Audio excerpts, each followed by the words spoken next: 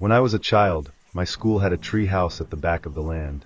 It was a little old and crooked, but for us it was the perfect place to play after class. Me and two other friends decided that it would be our secret base. We took our snacks and cell phones and hid there, pretending we were camping, with the certainty that no one else knew about our hiding place.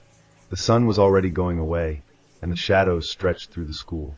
The gentle breeze made the leaves rustle, but in the background, the feeling of something strange began to grow. The noise of the wood creaking above us got stronger.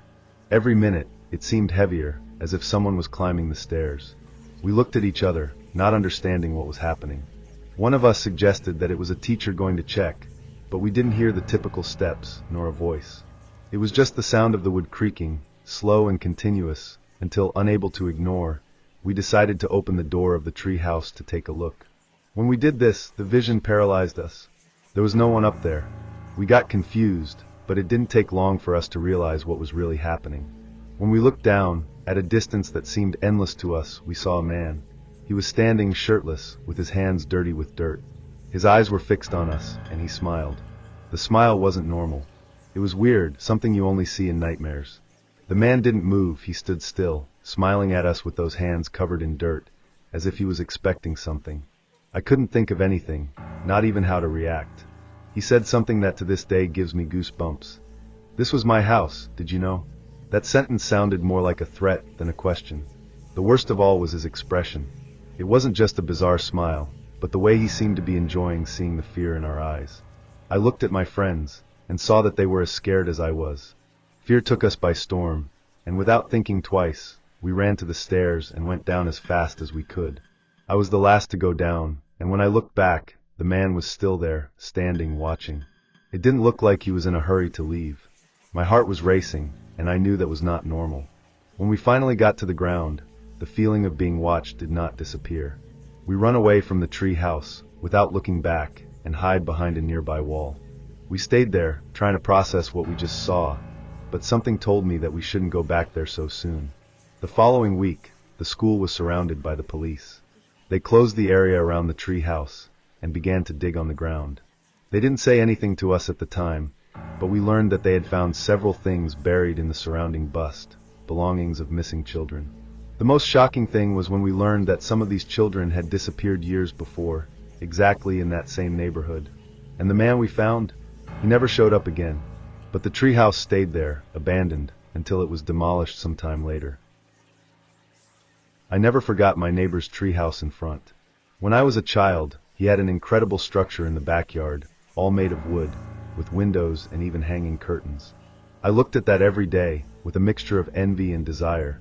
I always imagined how cool it would be to play there, but of course I was never invited. The treehouse was there, intact, always there.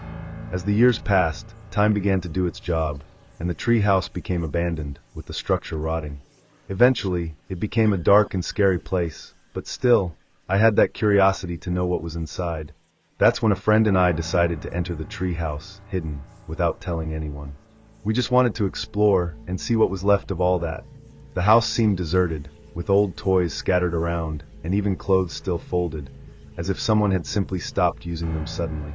It was a strange feeling, as if time had stopped there, as if everything had been untouched for a long time, but at the same time, it didn't seem right.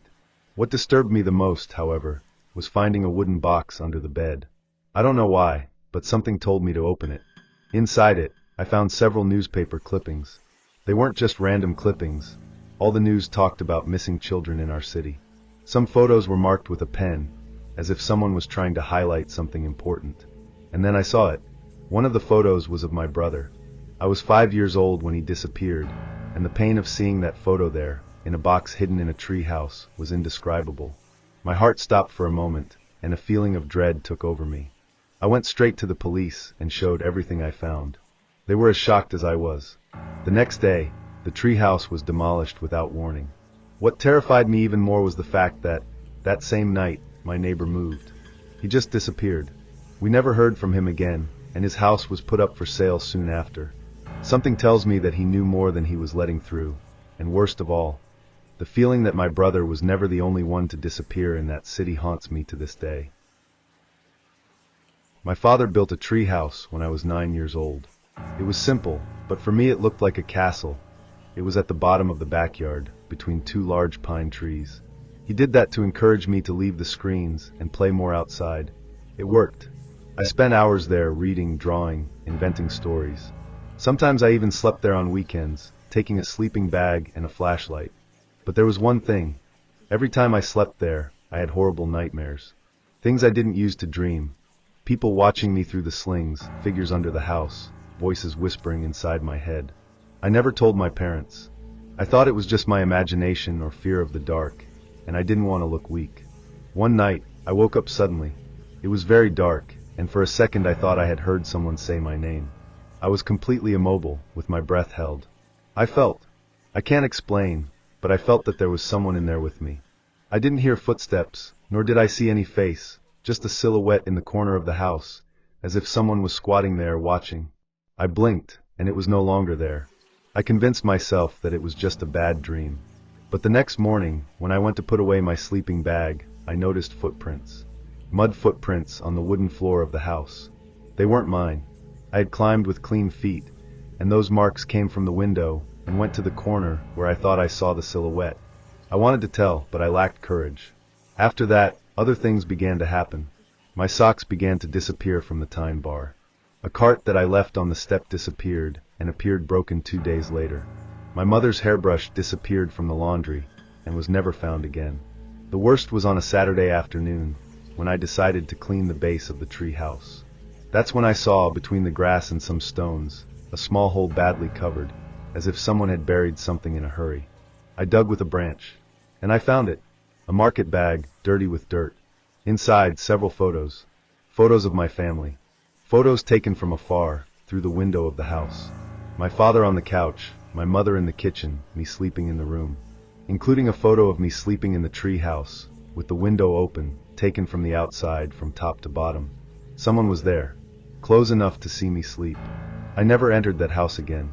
And that night, my father disassembled everything without asking me questions. He never asked me why, and I never wanted to know who, or what, was there with me all those nights.